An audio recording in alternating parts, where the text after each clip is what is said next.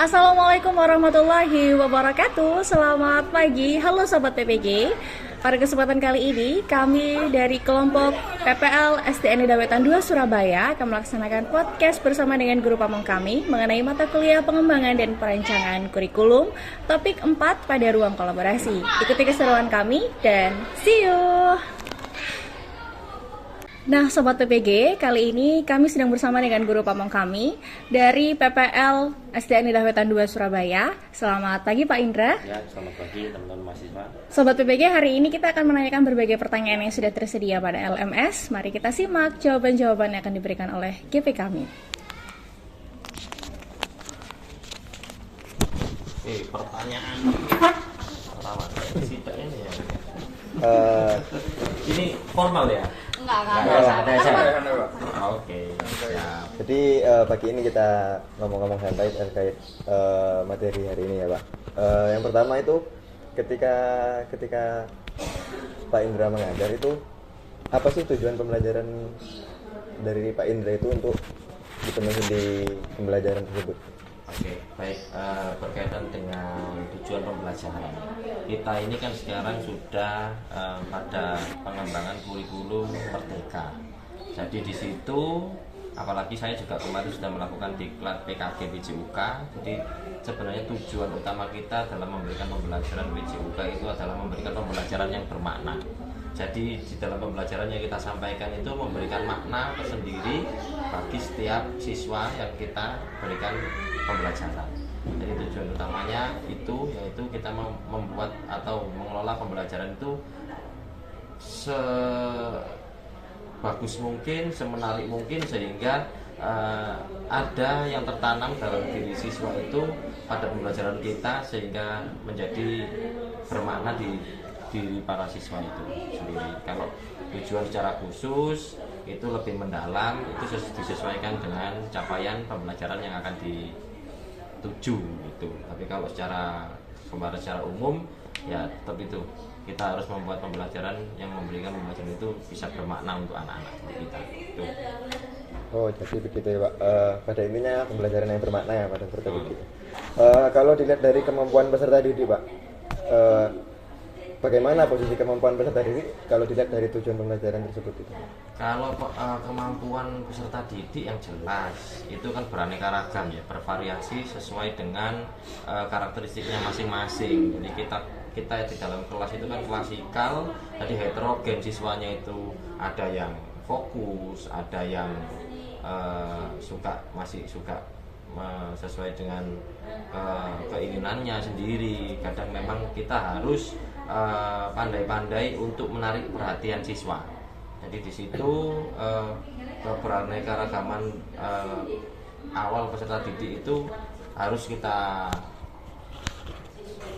deteksi secara lebih awal ya, kita observasi dan di situ nanti kita baru bisa menentukan anak ini posisinya seperti ini, anak ini kondisinya seperti ini. Jadi kita memilah, kemudian kita bisa merancang pembelajaran yang akan kita terapkan dan gimana caranya tujuan pembelajaran itu bisa kita capai. Oh jadi ini kan buat kami khususnya saya kan kurikulum merdeka itu terhitung baru Pak. Bahkan waktu saya kuliah itu kan masih kurikulum 2013. Jadi mengapa tujuan pembelajaran itu seperti itu saya juga masih belum paham itu Pak. Iya, kalau kita menyangkutkan dengan kurikulum ya guru harus siap menyesuaikan ya, karena nanti setiap pergantian kepemimpinan biasanya juga dibarengi dengan pergantian kurikulum. Jadi guru itu harus bisa menyesuaikan diri seperti itu dengan cepat. Selanjutnya untuk kriteria yang akan dinilai untuk dipahami itu seperti apa biasanya? Kalau kebetulan saya kan guru PJUK ya, penilaian itu lebih banyak kan, memang hasil belajar itu kan banyak macamnya ya. Jadi ada pengetahuan, kognitif ya, ada afektif, sikap, ada psikomotor. Nah kalau di dalam PJUK sendiri nilai yang tertinggi persentasenya adalah psikomotor atau keterampilan. Nah di situ ini sekarang saya sedang mengembangkan. Jadi penilaian itu tidak harus misalnya contohnya menendang bola. Tujuan pembelajarannya adalah siswa mampu menendang bola dengan baik. Nah di akhir tesnya ternyata tesnya hanya tujuannya adalah menendang bola ke suatu sasaran. Nah itu masih belum memberikan bermakna kepada siswa karena sudah terpaku hanya menendang bola. Tapi kalau kita mengembangkannya dalam penilaian itu hasil belajarnya dengan cara melakukan permainan secara real, karena ini kan misal contohnya tadi sepak bola ya, kita berikan permainan sederhana modifikasi tentang sepak bola. Jadi anak-anak itu main sepak bola, jadi real. Jadi penilaiannya itu anak-anak itu kita berikan penilaian secara permainan sepak bola yang sesungguhnya. Jadi tidak hanya menendang bola, menggantikan bola, bukan seperti itu. Tapi biarkan anak itu melakukan permainan sepak bola dengan timnya dan kita bisa melakukan penilaian. Nah di situ namanya yang sekarang ini ada namanya penilaian otentik. Ya, jadi penilaian itu dilakukan dengan cara benar-benar real. Siswa itu mengalami sendiri, melakukannya sendiri dalam permainan yang kita berikan. Jadi seperti itu. Berarti unjuk kerjanya itu lebih banyak kepada permainan yang mereka merasakan langsung. Betul. Jadi harus disesuaikan dengan permainannya langsung. Tidak hanya sebagian. Mereka merasakan gimana sih atmosfernya bermain sepak bola. Jadi mereka itu fun ya. Jadi pure natural mereka melakukan permainan sepak bola, tidak merasa dirinya itu sedang diamati dan dinilai. Nah, kalau kita tes maju satu-satu, tendang bolanya lurus ke sasaran, masukkan ke dalam gawang, yang masuk dan sekian, yang enggak masuk sekian, ulangi lagi dan sebagainya, itu enggak. Jadi anak-anak itu benar-benar melakukan permainan sepak bola dan situ kita melakukan penilaian secara real. Itu namanya penilaian otentik. Terus bagaimana caranya Pak supaya itu kan strategi pembelajaran terbaru ya Pak ya? Maksudnya bagaimana caranya supaya bisa anak-anak itu mau untuk bisa melakukan hal itu secara bersama-sama. Jadi menumbuhkan kemauan dari anak-anak itu. Benar. Jadi memang kan namanya siswa itu ada yang gini. Kita itu di dalam PJOK pertama ya, itu juga ada isu-isu. Salah satunya ya isu gender. Biasanya permainan ini disukai laki-laki, permainan ini disukai perempuan, laki-laki enggak. Nah dari situ itu kita harus pandai-pandai menarik perhatian siswa. Jadi kita benar-benar memberikan pembelajaran yang efektif untuk apa tujuan pembelajaran tadi biar tercapai. Nah dari isu-isu itu kita harus antisipasi, cari solusi. Contoh dalam kita permainan kelompok, anak-anak itu kan pasti suka pilih-pilih teman. Aku temenan sama ini, aku temenan sama ini, aku temenan sama ini.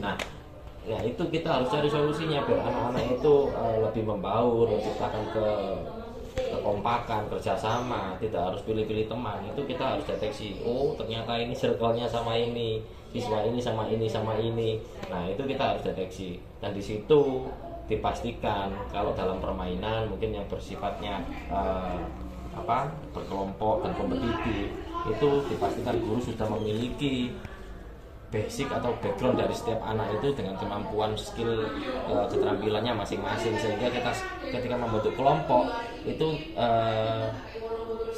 terkesan harus natural, kita nggak milih, tapi siswa itu dalam kelompoknya bervariatif. Ada yang memang skillnya ada yang mungkin kurang, ada yang cakap, ada yang mahir dan sebagainya, itu kalau bisa heterogen.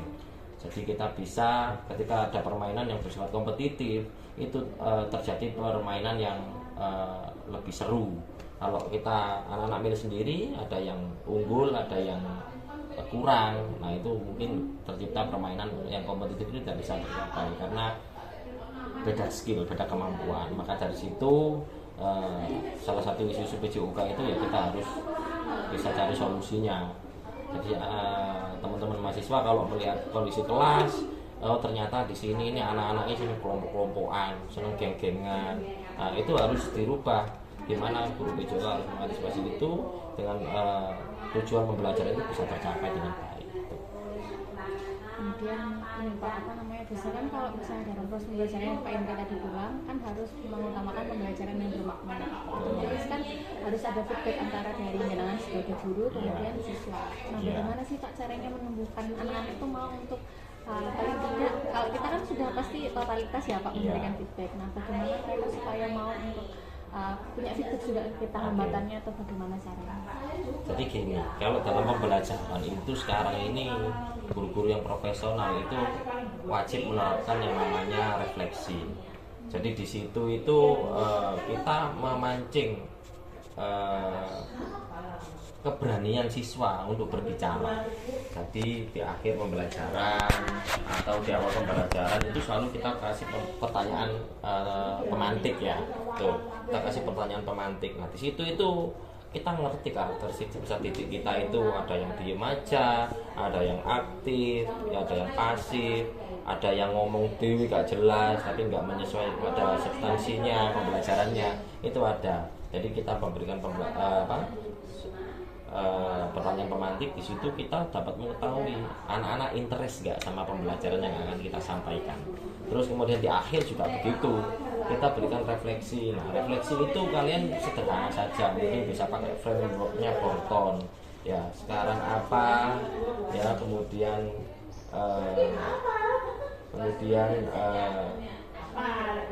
sebelumnya apa, sekarang apa, kemudian apa. Mungkin seperti itu bisa jadi anak-anak itu apa yang kamu lakukan hari ini.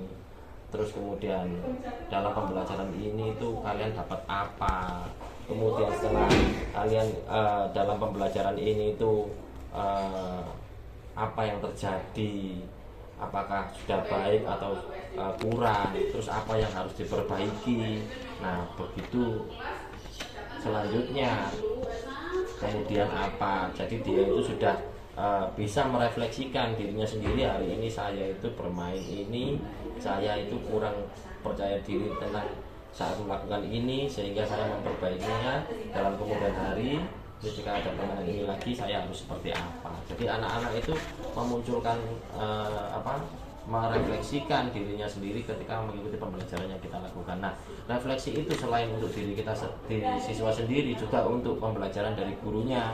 Jadi apakah kesan dan perasaan murid yang ketika mengikuti pembelajaran kita itu bisa kita buat evaluasi gimana perkembangannya, apakah masih kurang, apakah masih dibutuhkan perbaikan, sehingga pada pembelajaran berikutnya juga kita bisa merancang pembelajaran yang lebih baik lagi, seperti itu. Berarti refleksi itu menjadi penting ya Pak ya pada saat itu lagi itu. Jadi siswa itu memang kan harus dilibatkan secara aktif, apalagi pembelajaran PJUK atau pembelajaran yang lainnya juga mungkin ya. Ini bersifat pada student oriented. Jadi lebih banyak siswa yang aktif sehingga guru hanya membantu membimbing dalam pembelajaran, seperti itu. Itu yang kita terapkan sekarang ini di kurikulum Merdeka.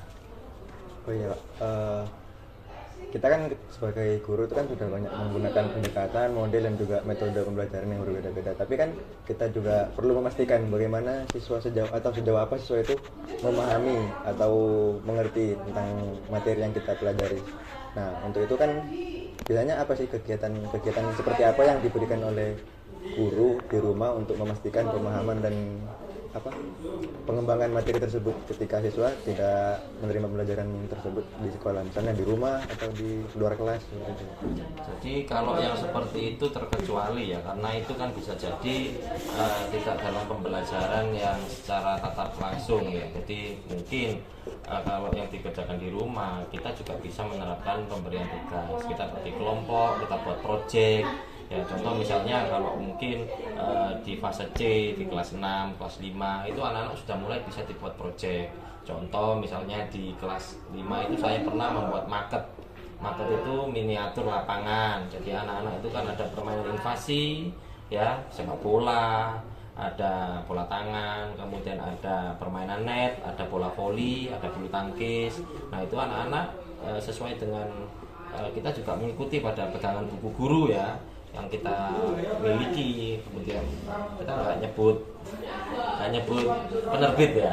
Jadi ada buku, kita punya pegangan, bukunya bagus. Nah, di situ ada project ya. Jadi kita kan juga di kurikulum Merdeka dalam pembelajaran itu ada project. Dalam PJUK itu ada membuat market itu tadi. Jadi anak-anak itu berkelompok membuat market lapangan. Jadi bola voli, jadi buat net dari spons, styrofoam, kemudian diwarna, kita beri papan skor, kita kasih ada tempat untuk jurinya, tempat duduk untuk juri, ada tempat untuk pemain. Bahkan kalau bulu tangkis itu juga ada yang bikin miniatur pemain bulu tangkisnya, pegang raket dan sebagainya, bikin kop dari kecil itu bisa. Jadi tugas-tugas itu selain tidak diberikan di sekolah, mereka juga bisa mengembangkannya di rumah, dan itu salah satu tujuannya tidak hanya untuk terjadinya interaksi antara siswa dengan siswa yang lainnya ketika kerja kelompok, tapi juga ada interaksi siswa itu dengan orang tuanya dalam pembuatan tugas. Jadi ini baiknya dilem atau di double tip dan sebagainya, jadi ada interaksi, akhirnya tercipta keharmonisan. Jika kita juga bekerja sama dengan orang tua, Pak ini anak saya dapat tugas ini betul, ini seperti apa dan sebagainya. Jadi kita itu satu kesatuan dalam mendidik anak. Jadi di lingkungan sekolah, di lingkungan rumah, baik orang tua dengan siswa itu terjalin dengan baik. Jadi guru dan wali murid juga beserta didiknya seperti itu. Oh iya.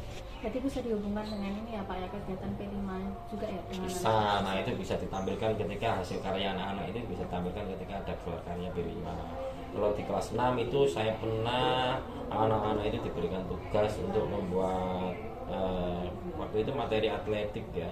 Jadi ada kan materi jalan cepat, lari sprint, lari gawang dan sebagainya. Anak-anak secara berkelompok itu browsing, mencari sumber tentang materi itu. Saya nggak menjelaskan, tapi anak-anak mencari sumber informasi dari luar.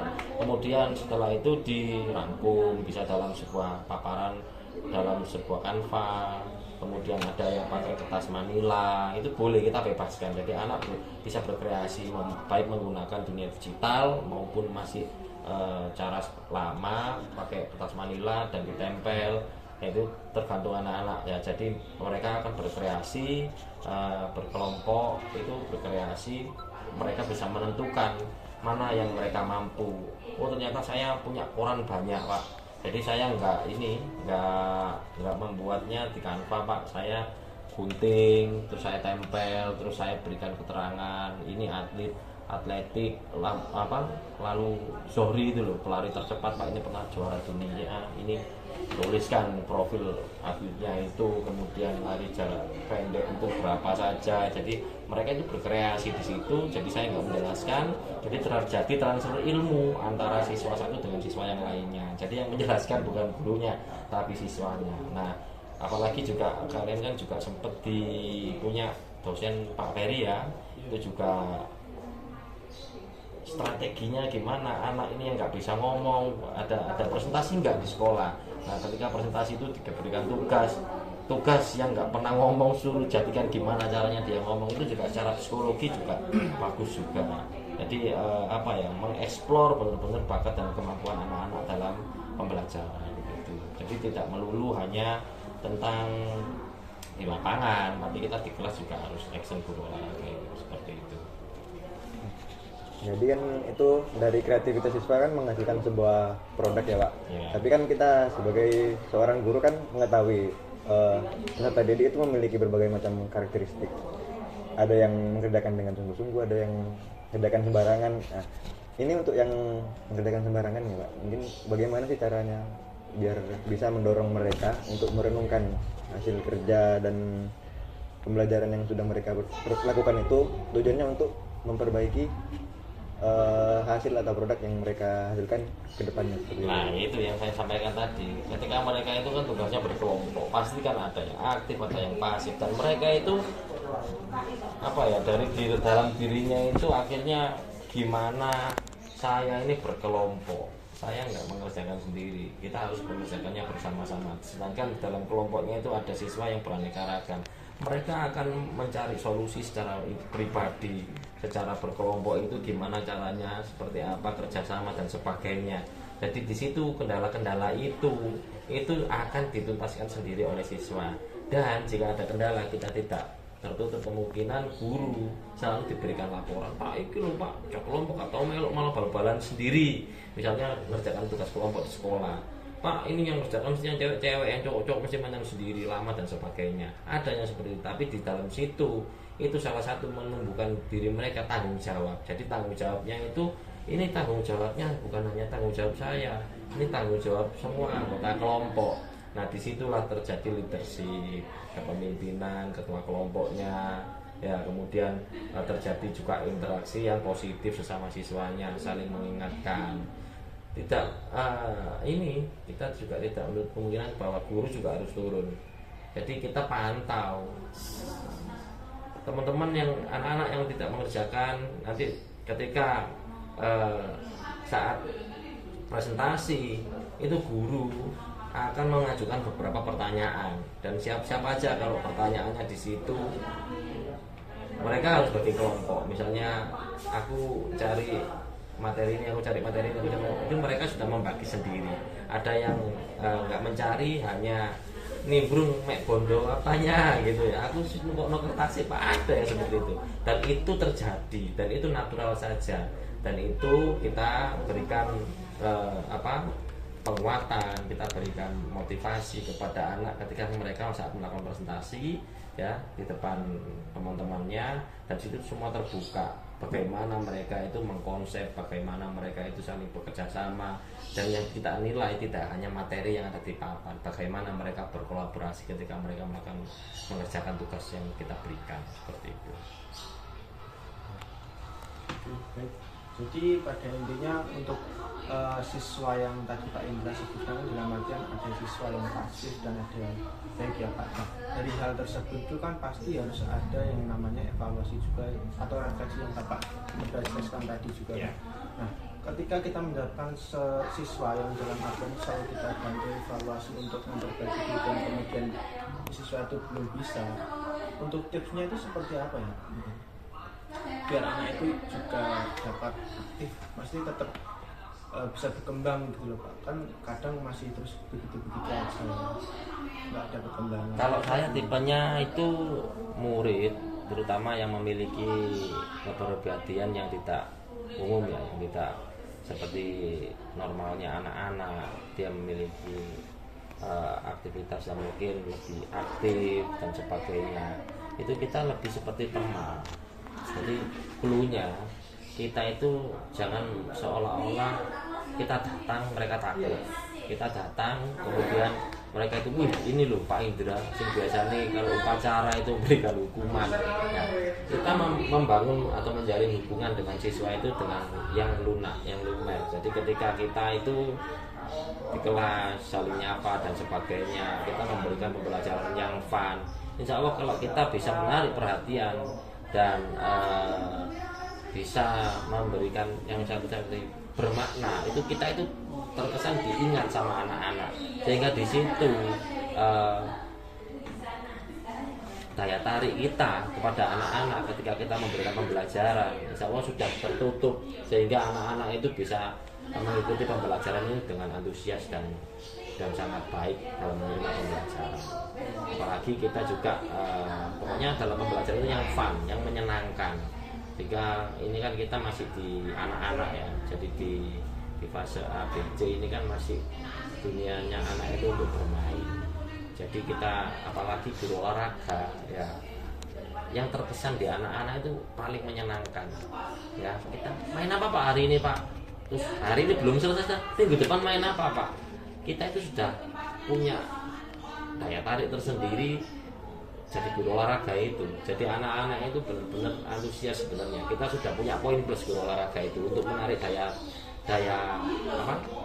minat dan kemauan siswa untuk belajar itu. Kita sudah punya poin plus sendiri karena kita ini pembelajarannya sangat menyenangkan, karena di luar kelas kita di lapangan, kita bermain, kita aktif bergerak, kita melakukan permainan-permainan yang di situ juga sangat menyenangkan. Nah, kita itu sudah punya poin plusnya sendiri. Jadi itu harus kita kembangkan.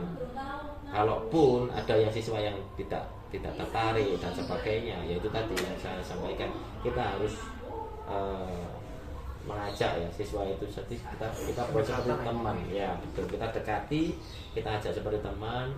Kadang mereka itu bukan ada permasalahan tuh, karena memang mereka masih belum fokus saja dalam pembelajaran, itu aja sih. Tapi kalau dalam olahraga selama ini aman, karena anak-anak sudah kita punya poin plus itu, sehingga kita dalam pembelajaran itu sangat fun dan menyenangkan. Jadi daripada intinya itu kita harus bisa dekat dengan siswa yang mungkin katakanlah pasif, agar mereka itu bisa tertarik dengan guru gitu ya Pak. Iya, kita harus mengenal karakteristik masing-masing siswa. Oh iya, ini Pak Ren, itu tentang kan Pak Indra kan udah jadi guru beberapa tahun ya Pak, Iya. berapa tahun Pak? Sekitar 22 tahun. Itu kan Pak Indra kan udah banyak 20 tahun. Nah yang saya tanyakan ini gimana caranya Pak Indra? Itu kan siswa kan berbagai macam karakter Pak. Itu mengembangkannya lalu memperdalam pemahaman pusat itu gimana Pak? Mengembangkan dan memberikan pendalaman dalam pembelajaran yang kita sampaikan kepada peserta didik. Kalau kita sih ini ya, kalau kita di lapangan kita mau memperdalam materi, nah itu kan namanya fase anak kita dalam penilaian otentik itu yang sebelumnya mungkin masih sudah bisa melakukan, kemudian tapi masih ada melakukan kesalahan, sedikit kesalahan. Ada yang sudah cukup saat melakukan kegiatan, ada yang mahir. Nah, kalau memberikan pendalaman terhadap materi yang kita berikan, mereka itu kan kita punya target ini, capaian pembelajaran itu harus tercapai. Ya, jadi penuntasan hasil belajar siswa secara heterogen secara di kelas itu sekian persen. Nah, pendalaman itu bisa kita terapkan ketika kita mampu memberikan atau pengelolaan dalam perencanaan pembelajaran itu yang baik. Kita sudah memiliki data hasil observasi seperti yang ketika kalian saya suruh di sini ya, observasi dulu mana siswa yang memiliki karakteristik khusus dan sebagainya. Kalau kalian sudah pegang itu, ya kemudian dalam pendalaman, kalau pendalaman itu kita sesuaikan dengan kemampuan siswa, nggak bisa kita pasarkan, kita pukul rata, itu nggak bisa. Contoh nih, ada anak yang sudah ikut klub sepak bola, dia mahir dalam sepak bola. Nah itu kita nggak bisa kita berikan, kamu ikut sama latihan passing lagi, nendang kaki bagian dalam, nggak bisa. Kita memberikan pendalaman apa kalau kita sudah memiliki hasil observasi awal. Nah di situ kita memberikan tugas gerak itu dengan cara spesifik. Oh ini bisa, anak ini sudah bisa melakukan menendang bola dengan baik. Ya sudah, berikutnya jangan dikasihkan sama dengan anak yang sebelumnya belum bisa nendang. Ya, jadi di situ kita bisa kelompokkan. Oh anak ini sudah, berarti kamu sudah nggak menendang nendang dan menghentikan bola lagi. Kamu sudah langsung bermain kucing-kucingan misalnya, langsung bermain. Oh kamu main sepak bola mini, langsung. Jadi kita memberikan pendalaman itu apa? Tidak dengan hasil observasi awal tadi kita sudah bisa mengetahui kemampuan dan skill siswanya, yaitu oh yang ini harusnya lebih mendalam pembelajarannya, nggak malah mundur. Itu loh yang kadang guru itu tidak bisa menerapkan dalam pembelajaran. Jadi semuanya dipukul rata siswanya itu, padahal secara skill mereka memiliki kemampuan yang berbeda-beda. Kamu sudah bisa menendang dan mengendalikan bola, kamu sudah bisa menggiring bola, berarti materi yang saya berikan ke kamu adalah yang lebih dari itu. Ada yang belum bisa ya, dia mempelajari itu, tapi yang sudah bisa kita perdalam lagi ke materi yang lebih kompleks, mungkin gerakan kombinasi. Jadi nggak hanya sekedar tentang dan mengendalikan bola, tapi sudah dikombinasikan dalam permainan sederhana dan dimodifikasi, itu bisa. Itulah guru itu memberikan pendalaman itu sesuai dengan kemampuan siswanya. Nggak bisa kita lihat secara pukul rata gitu ya. Iki kayak sok nendang, iki wis mahir, sing mahir malah mundur, malah ngikuti yang awal lagi, ngulang lagi. Kalau bisa kita sudah punya hasil observasi, identifikasi kemampuan peserta didik, sehingga kita dalam melaksanakan perencanaan pembelajaran, oh ini kita sudah megang tuh karakteristik peserta didiknya, sehingga kita bisa langsung memberikan pembelajaran itu yang sesuai dengan kemampuan peserta didiknya. Jadi kita berikan yang lebih mendalam seperti itu. Berarti kalau yang biasa tangkap ini peserta didik itu apa ya Pak? Harus dipilah-pilah Pak ya, yang untuk yang bisa, yang nggak bisa itu disendirikan gitu. Betul. Dan belajar. Jadi kita juga nggak bisa maksa ya. Berarti harus bisa sesuai dengan capaian pembelajaran kita, nggak bisa. Ada hasil yang sudah cukup ya sudah. Ada peningkatan dari yang sebelumnya nggak bisa sudah menjadi bisa, itu sudah cukup karena mereka memang sebelumnya belum pernah. Kemudian kita berikan materi pembelajaran, ada hasil yang peningkatan sudah. Itu kita bisa memperdalam lagi sesuai dengan kemampuannya mereka sendiri-sendiri itu. Ada lagi? Ya. Lengkap? Sudah cukup sepertinya Sudah Bapak. cukup. Nah, sebelum nanti kami closing ada beberapa hal yang mungkin bisa menjadi konklusi atau sebuah simpulan dari podcast atau dari kegiatan bincang-bincang kita pada hari ini. Ini pertama adalah kalau sekarang berkaitan dengan kurikulum merdeka, kalau bisa memberikan pembelajaran yang bermakna kepada peserta didik ya Pak ya. Kemudian perlu adanya refleksi atau pertanyaan pemantik supaya kita bisa mengetahui bagaimana karakteristik siswa dan pembelajaran yang kita sudah berikan ini masuk nggak ke anak-anak, begitu ya Bapak ya kurang lebih. Kemudian penting adanya rasanya untuk guru itu bisa memilah-milah mana siswa yang memang sudah bisa, bahkan yang belum bisa, atau bahkan mungkin yang bisa itu membantu proses belajar supaya teman-temannya jadi bisa, begitu mungkin ya Bapak ya. Begitu. Baik teman-teman sahabat PPG, begitu kiranya kegiatan bincang-bincang kita pada hari ini bersama dengan guru pamong kami Pak Indra. Terima kasih banyak atas waktu yang telah diberikan. Semoga bermanfaat untuk kita semuanya, bermanfaat pula untuk Bapak, menjadi tambahan ilmu juga untuk kami dan menjadi tambah informasi juga untuk sahabat PPG sekalian. Sampai jumpa di lain waktu dan wassalamualaikum warahmatullahi wabarakatuh. See you. Waalaikumsalam warahmatullahi wabarakatuh.